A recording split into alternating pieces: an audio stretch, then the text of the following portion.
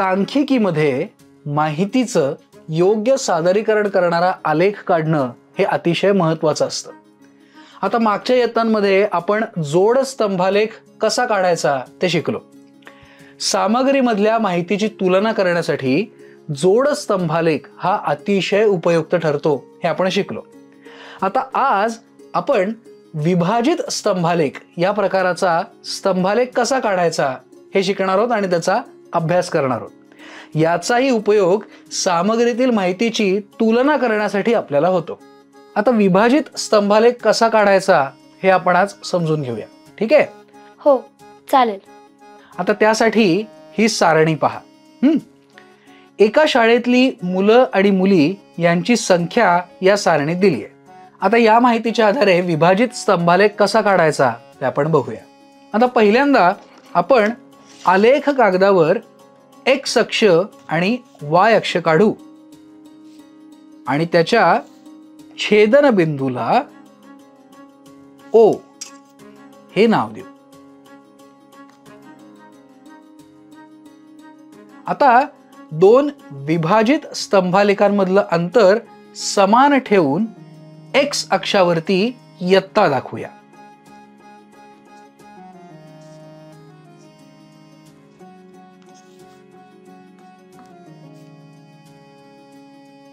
आणि आता वाय अक्षावरती आपण मुलांची आणि मुलींची संख्या दाखवणार आहोत. त्यासाठी 1 सेंटीमीटर बरोबर 10 विद्यार्थी हे प्रमाण आपण इथे घेऊया. त्यामुळे वाय अक्षावरती आता आपण ते मांडूया.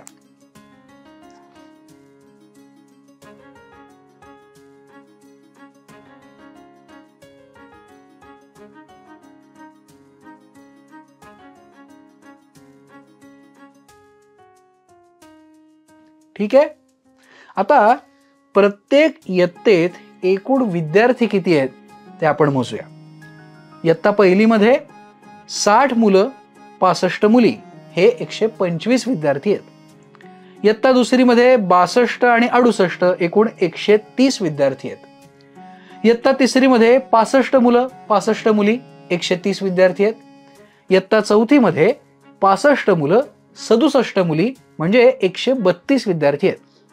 आता ठरवलेल्या प्रमाणानुसार प्रत्येक इयत्तेतील एकूण विद्यार्थी संख्या दर्शवणारे आपण स्तंभ काढून घेऊया. प्रत्येक इयत्तेतल्या मुलांची संख्या दाखवणाऱ्या उंचीवरती आपण इथे खूण करून घेऊ. आता स्तंभाचा राहिलेला भाग हा त्या इयत्तेतील मुलींची संख्या दाखवेल. म्हणजे हा भाग आपण रेखांकित करू.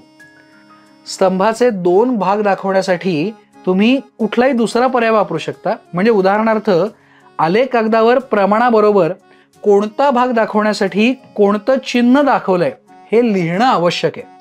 आता इथे मुलं म्हणून आपण हे चिन्ह किंवा हे रेखाटन करतोय आणि मुलींसाठी असं रेखाटन करतोय.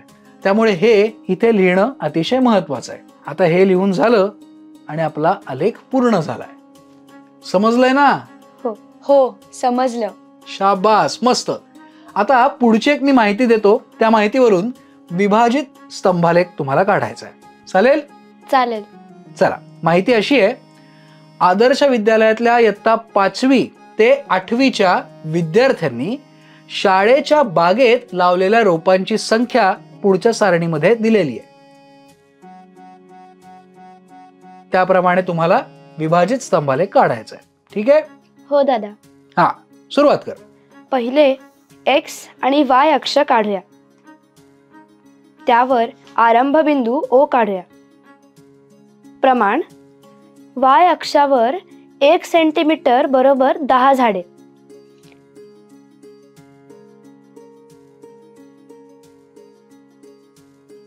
एक्स अक्षावर 5वी ते 8वी या इयत्ता लिहूया. वाय अक्षावर घेतलेल्या प्रमाणानुसार झाडांच्या संख्या लिहूया.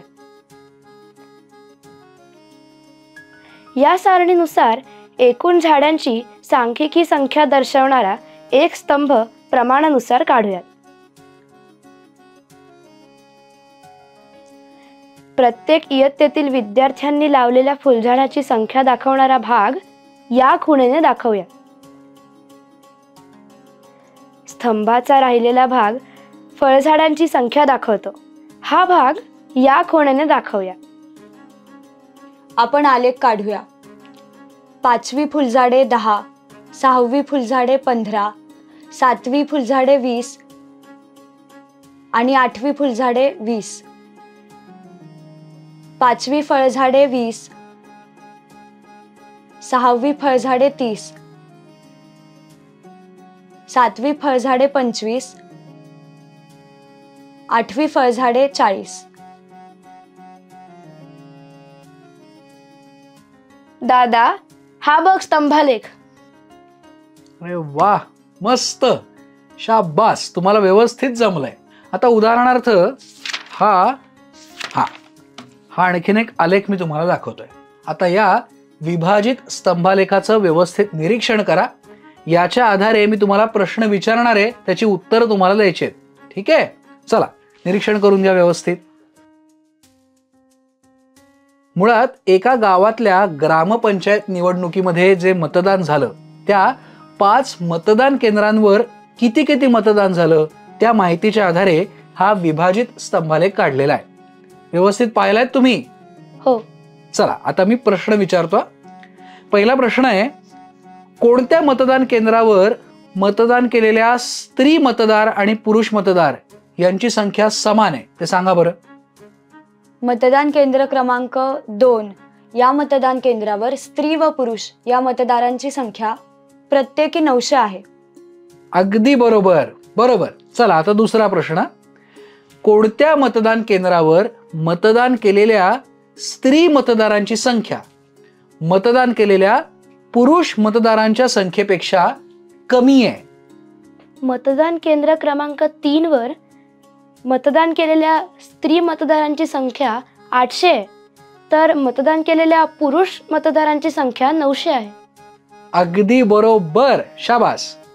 आता मला सांगा, कोणत्या केंद्रावर सर्वाधिक मतदान झालंय, कोणत्या केंद्रावर सगळ्यात कमी मतदान झालंय आणि या दोन्ही केंद्रांवर झालेल्या मतदानातला फरक किती आहे हे तिन्ही मला सांगा. सर्वाधिक मतदान मतदान केंद्र क्रमांक 5 इथे झालंय. 1200 अधिक 1300 2500. तिथे एकूण 2500 मतदारांनी मतदान केलंय. सर्वात कमी मतदान मतदान केंद्र क्रमांक 3 इथे झालंय. 900 अधिक 800 1700. एकूण 1700 मतदारांनी मतदान केलंय आणि यांच्यातला फरक म्हणजे 2500 वजा 1700 800 हा येतो. अगदी बरोबर, शाबास. चला आता पुढचा प्रश्न. सगळ्या 5 मतदान केंद्रांवर मतदान केलेल्या एकूण मतदारांची संख्या किती आहे सांगा. मतदान केंद्र क्रमांक 1 एकूण मतदान 1900. नंबर 2 एकूण मतदान 1800. मतदान केंद्र क्रमांक 3 एकूण मतदान 1700. मतदान केंद्र क्रमांक 4 एकूण मतदान 2100 आणि मतदान केंद्र क्रमांक 5 एकूण मतदान 2500. एकूण मतदान आहे 10,000. 5ही मतदान केंद्रांवर झालेले एकूण मतदान आहे 10,000. अगदी बरोबर, शाबास. आता असंच विभाजित स्तंभालेखासाठी आणखीन उदाहरणांचा भरपूर सराव करा, म्हणजे हे स्तंभालेख काढणं तुम्हाला अवघड जाणार नाही. चालेल? चालेल. चला मस्त, भेटूया. हो दादा. आपण काय शिकलो?